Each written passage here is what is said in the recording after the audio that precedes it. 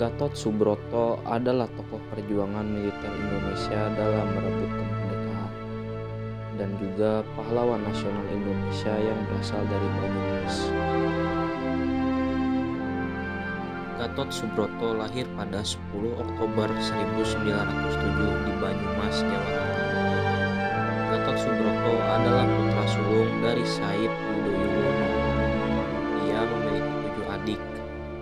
Keluarga Gatot Subroto tinggal di Sumpiuh, Kabupaten Banyumas, Jawa Tengah. Setamat pendidikan dasar di Hollands Inland School atau HIS, Gatot Subroto tidak melanjutkan ke jenjang yang lebih tinggi, tapi memilih menjadi pegawai. Namun, tak lama kemudian pada tahun 1903, memasuki sekolah militer tentara kerajaan Hindia Belanda atau yang dikenal sebagai KNIL di Magelang. Sempat menjadi sersan kelas 2 saat dikirim di Padang Panjang selama 5 tahun, Gatot Subroto kemudian dikirim ke Sukabumi untuk mengikuti pendidikan lanjutan, pendidikan Masose. Gatot Subroto dikenal sebagai tentara yang solider terhadap rakyat kecil.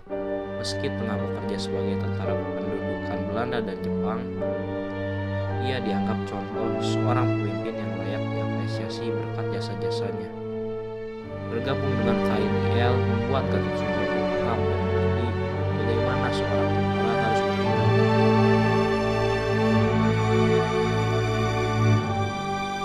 Setelah Jepang menduduki Indonesia, serta merta Gatot Subroto pun mengikuti pendidikan pembela tanah air atau PETA, organisasi militer milik Jepang yang merekrut tentara pribumi untuk berperang di Bogor.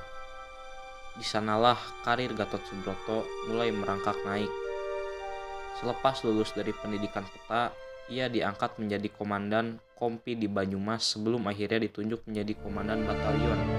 Setelah kemerdekaan, Gatot Subroto memilih masuk Tentara Keamanan Rakyat atau TKR, dan karirnya berlanjut hingga dipercaya menjadi Panglima Divisi 2, Panglima Korps Polisi Militer, dan Gubernur Militer Daerah Surakarta dan sekitarnya.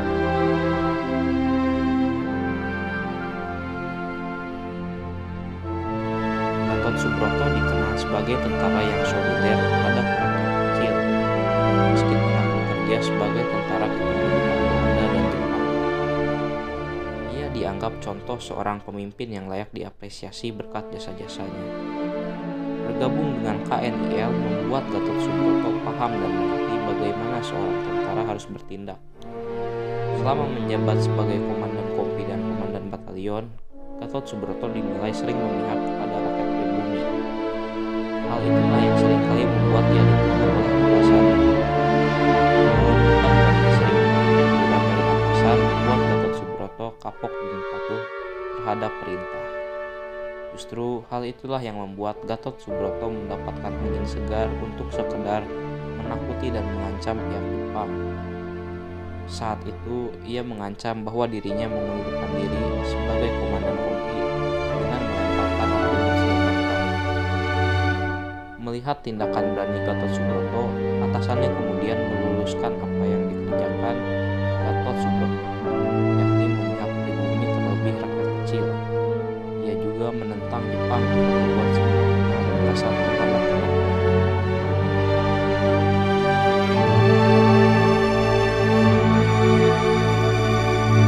Setelah kemerdekaan Indonesia berhasil didapat, Gatot Subroto kemudian membentuk Tentara Keamanan Rakyat atau TKR, yang merupakan cikal bakal nama Tentara Nasional Indonesia atau TNI yang ada kini.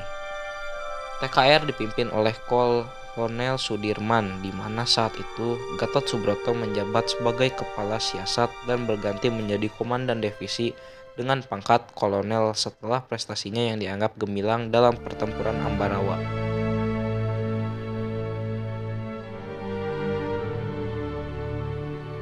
Pada tahun 1948 terdapat peristiwa Madiun atau Madiun Affairs yang melibatkan pihak Partai Komunis Indonesia dan Tentara Nasional Indonesia.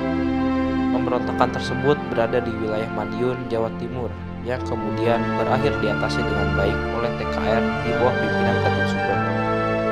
Saat melawan PKI, Gatot Subroto melancarkan operasi militer agar dapat memulihkan keamanan. Di sebelah barat, Gatot yang diangkat menjadi gubernur militer wilayah 2, Semarang sampai Surakarta, tanggal 15 September 1948, serta pasukan dari Divisi Siliwangi.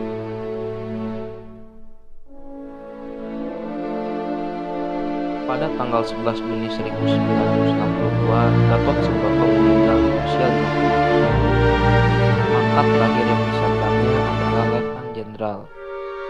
Ia adalah penggagas akan perlunya sebuah akademi militer gabungan, yaitu Angkatan Darat, Angkatan Udara, Angkatan Laut, untuk membina para perwira muda. Gagasan tersebut diwujudkan dengan pembentukan Akademi Angkatan Bersenjata Republik Indonesia pada tahun 1965. Sekian dan terima kasih telah menonton.